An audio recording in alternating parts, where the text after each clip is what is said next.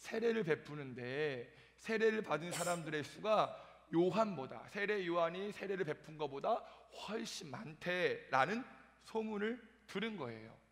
그러니까 예수님이 세례 요한보다 인기가 훨씬 더 많다는 소문을 바리새인들이 들은 거죠. 여러분, 이 소문 맞는 소문일까요? 틀린 소문일까요? 틀린 소문이에요. 왜냐하면 우리 2절 보세요. 2절 보시면 사실은 예수께서 직접 세례를 주신 것이 아니라 그 제자들이 준 것이다 라고 기록되어 있습니다. 네, 예수님이 직접 세례를 준 것이 아니래요.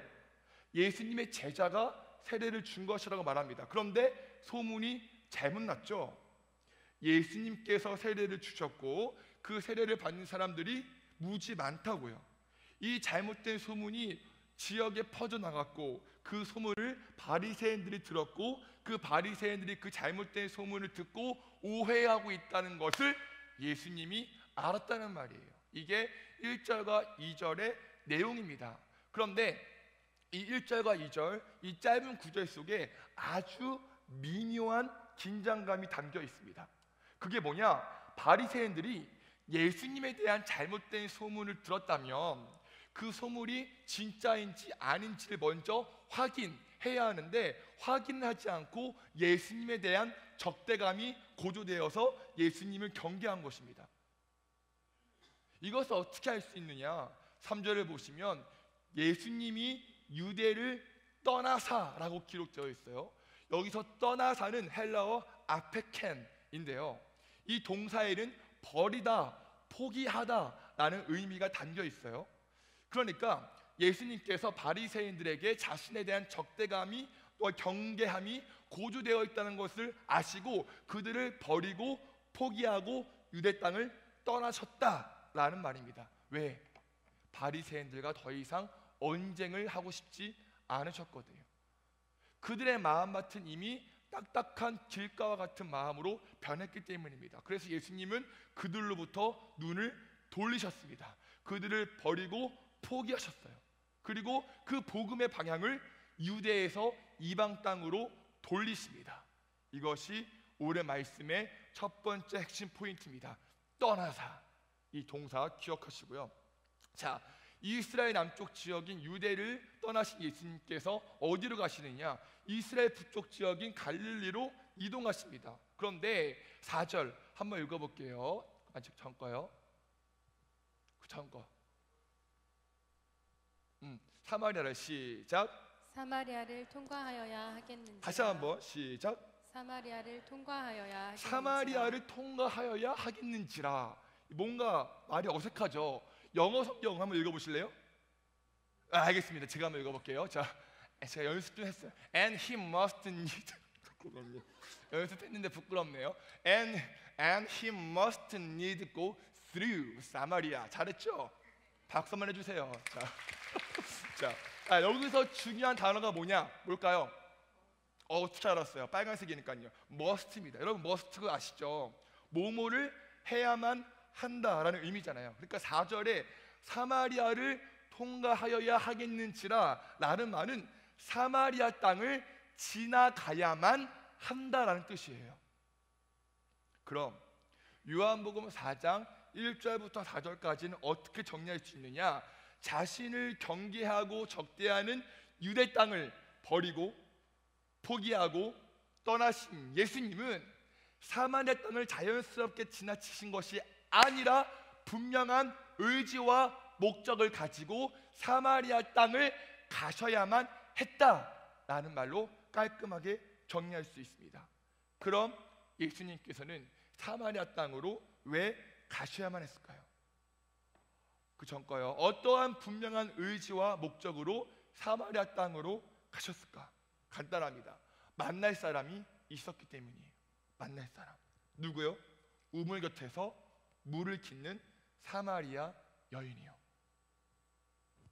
예수님께서 유대 땅을 떠나시고 그 한 명을 만나시기 위해서 사마리아 땅으로 가셔야만 했다는 것을 기억해야 합니다.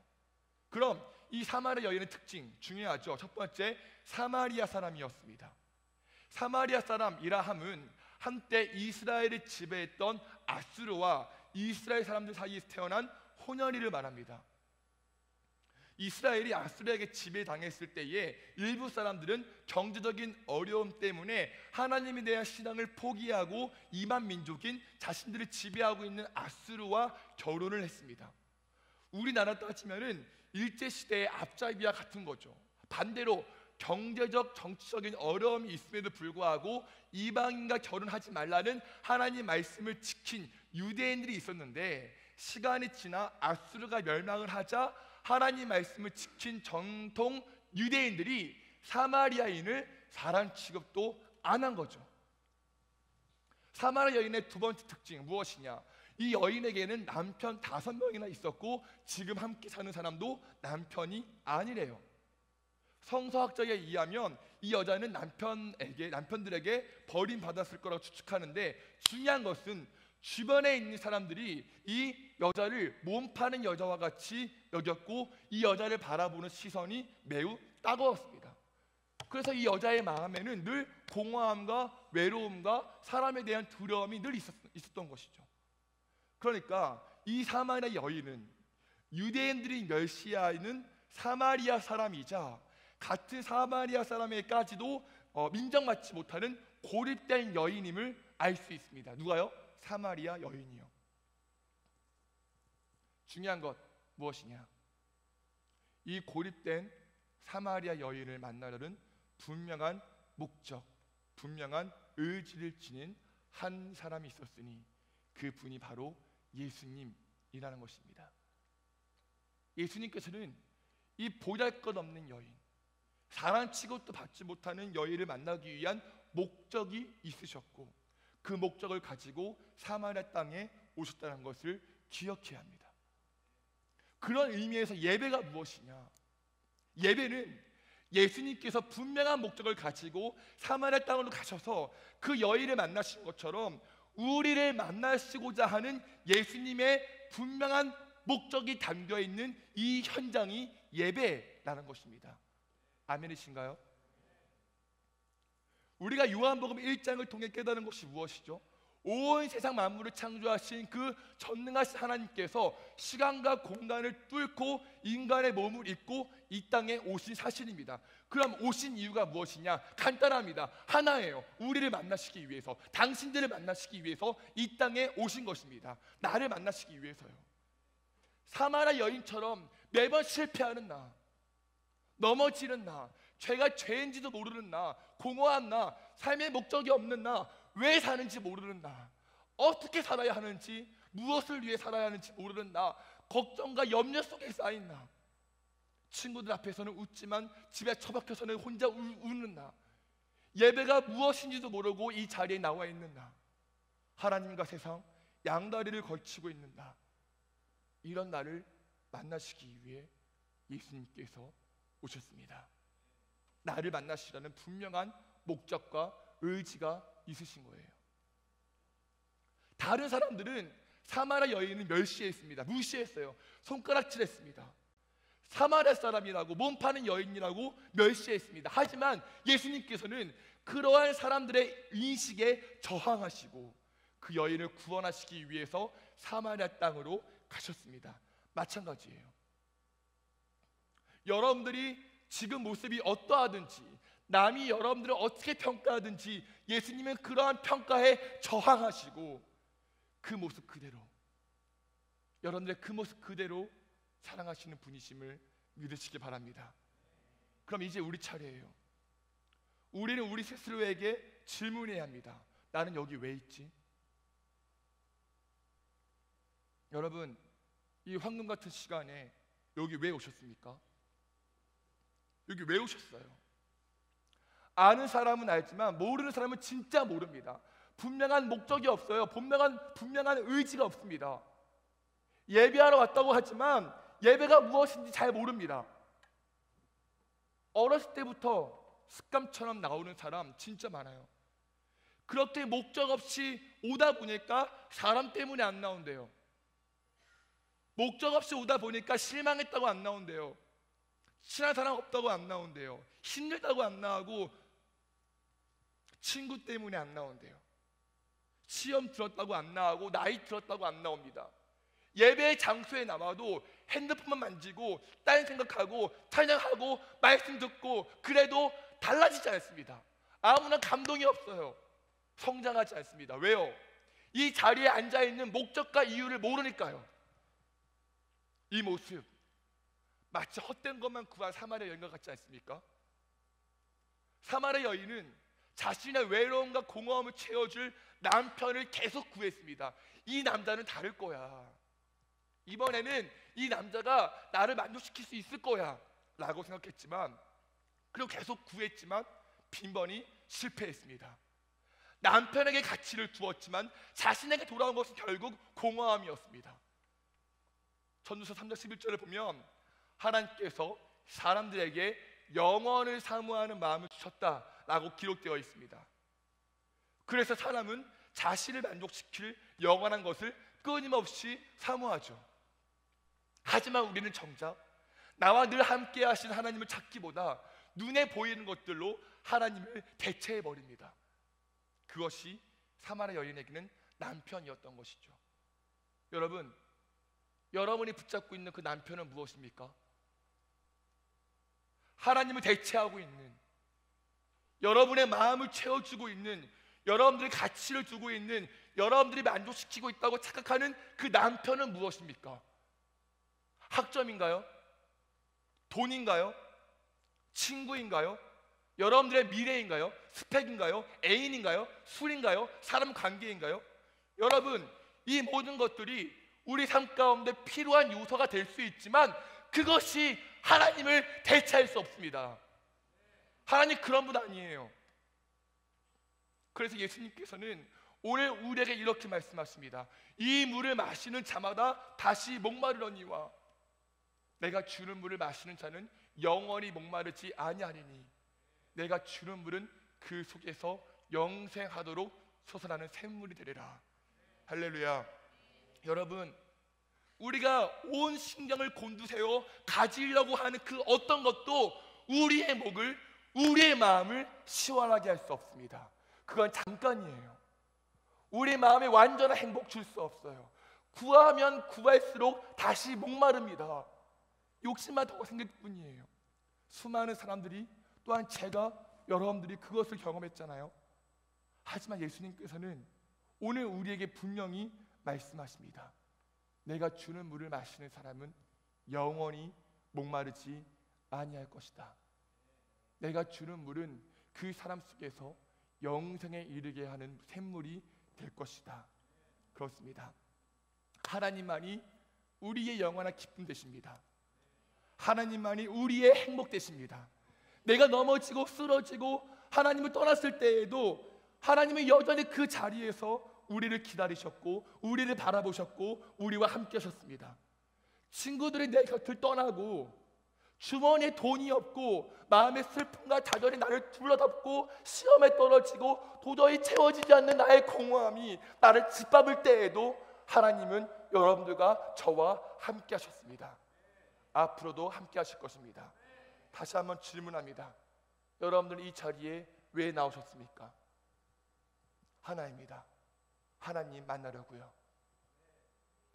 나를 지으시고 나를 사랑하시고 나와 함께 하시고 내 삶을 인도하시는 하나님 만나는 것, 이것이 우리 예배의 분명한 목적과 의지가 되어야 합니다. 이 분명한 목적과 의지가 우리 안에 있을 때에, 하나님 만나고자 하는 그 갈급함이 우리 안에 있을 때에 우리의 예배 달라질 것입니다. 그 갈급함을 귀히 여기사 영원한 생명수를 우리 안에 허락하시고 만족과 기쁨과 감사가 넘치게 될 것입니다. 할렐루야. 마지막 질문입니다. 여러분들의 예배, 저와 여러분들의 예배 기쁨이 넘치십니까? 행복하신가요? 오늘 들어지는 이 예배 만족감이 느껴지시나요? 새로운 힘 느껴지십니까? 오늘 예배 세상을 살아갈 수 있는 용기와 담대함 생기십니까? 그렇다면 그 예배 하나님과 함께한 예배입니다. 하지만 그렇지 않다면 그 예배 점검해야 합니다. 반드시 점검해야 합니다. 분명한 목적과 의지 재정립해야 합니다. 하나님, 내가 이 예배를 통하여서 하나님 만나기 원합니다. 하나님 경험하기 원합니다. 나를 만나시기 위한 분명한 목적과 의지를 지닌 주님처럼 나도 오늘 이 시간 주님 만나기 원합니다 하는 고백이 우리의 마음과 입술 가운데 있어야 합니다. 자, 이렇게 하나님 만나기 위해서는 어떻게 해야 하느냐? 첫 번째, 아페켄, 버려야 합니다. 포기해야 합니다. 떠나야 합니다. 하나님을 대체하고 있는 그것 버려야 합니다. 포기해야 합니다. 떠나야 합니다. 하나님 대신에 다른 것들로 채우고 있는, 여러분의 마음을 채우고 있는 그것 버려야 합니다. 포기해야 합니다. 떠나야 합니다. 여러분들이 남편 삼고 있는 그것 버려야 합니다. 포기해야 합니다. 떠나야 합니다. 특별히 여러분들 주변에 하나님에 대해 잘 알지도 못하면서 그 사랑을 경험해 보지도 못했으면서 하나님에 대해 함부로 말하는 그 바리새인과 같은 사람이 있다면 버려야 합니다. 포기해야 합니다. 떠나야 합니다. 이번 선교 통해 저와 우리 팀원들이 많은 것을 느꼈지만 그 중에 가장 뼈저리게 느낀 것이 있습니다. 잘 들어보세요. 정말 눈물을 삼키며 느낀 것, 우리는 예배하지 않으면 안 되는 존재구나. 하루라도 하나님 찾지 않고 하나님께 예배하지 않으면 안 되는 존재구나 라는 것을 눈물로 깨달았습니다. 월요일부터 수요일까지는 정말 은혜 가운데 잘 맞췄어요. 매일매일 감사였고 간증이었습니다. 그런데 목요일에 하루 예배하지 않고 좀 쉬었거든요. 그랬더니 그 짧은 시간 동안에 우리 마음 가운데 불평이 생기고 분열이 생기고 다른 것으로 만족감을 채우려는 그 모습이 여지없이 드러났습니다. 안 되겠다 싶었습니다. 함께 모여서 예배하고 말씀 나누고 기도하고 회개하는 시간을 가졌습니다. 우리의 마음과 입술을 장악하고 있던 그 모든 것을 버리고 포기하고 떠나서 다시 하나님의 은혜 구했습니다. 여러분, 예배는요 어떤 형식이 아니라 어떤 습관이나 퍼포먼스가 아니라 나의 나약함, 완악함, 하나님 없으면 우리가 살 수 없음을 인정하고 그것으로부터 출발해서 하나님께 나아가는 것입니다. 할렐루야. 하나님을 간절히 찾는 것이 예배입니다. 이 분명한 목적과 의지가 없다면, 포기하지 않고 버리지 않고 떠나지 않는다면 우리의 예배 빈번히 실패하게 될 것입니다. 이것을 경계해야 합니다. 자, 그럼 하나님께 나아갈 때에 어떻게 나아가야 합니까? 24절 함께 읽어보겠습니다. 시작. 하나님은 영이시다. 그러므로 하나님께 예배를 드리는 사람은 영과 진리로 예배를 드려야 한다. 할렐루야. 하나님께 예배할 때 어떻게 예배하래요? 영과 진리로 예배를 드리랍니다.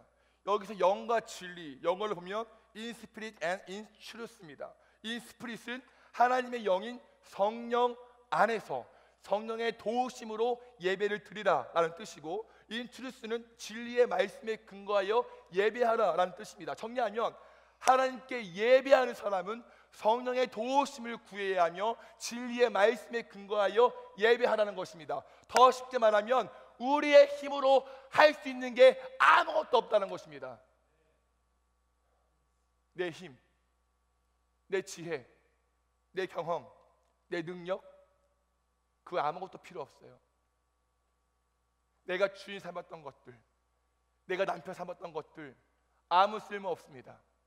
우리는 그저 하나님 앞에 얼마나 큰 죄인인지, 내가 얼마나 무능력한 사람인지를 인정하고 두 손 들고 하나님께 매달리는 것밖에 없습니다. 하나님, 나를 도와주세요. 나를 만나주세요. 나와 함께 해주세요. 내 마음에 사랑을 부어주세요 라는 갈급함이 있을 때에 하나님께서는 우리를 만나주시고 영원한 생수를 허락하심을 믿으시기 바랍니다. 말씀을 정리합니다.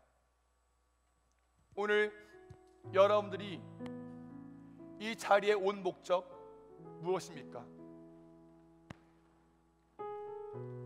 어떤 의지를 가지고 나오셨습니까?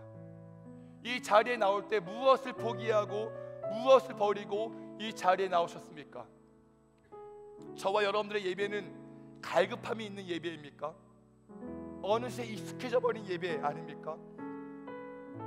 겨울 수련회 때 이러한 예배를 드리고 싶습니다 라는 글귀 함께 나누었죠. 우리 그 글귀 한번 다시 한번 읽어보겠습니다. 시작. 이러한 예배를 드리고 싶습니다. 시작.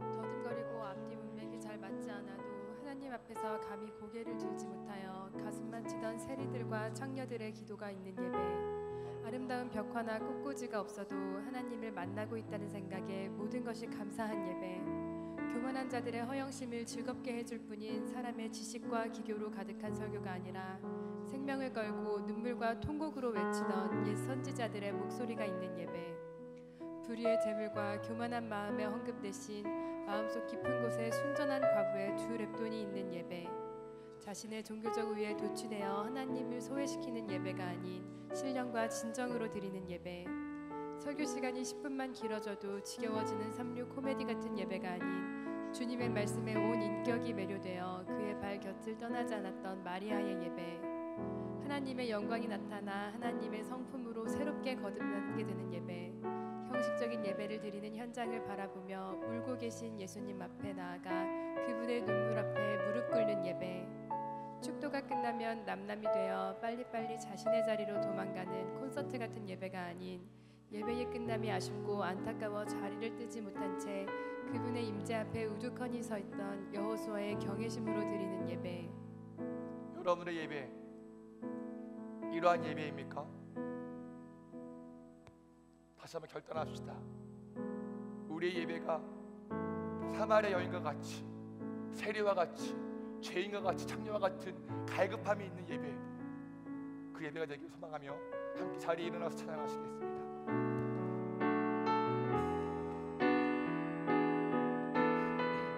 우물가에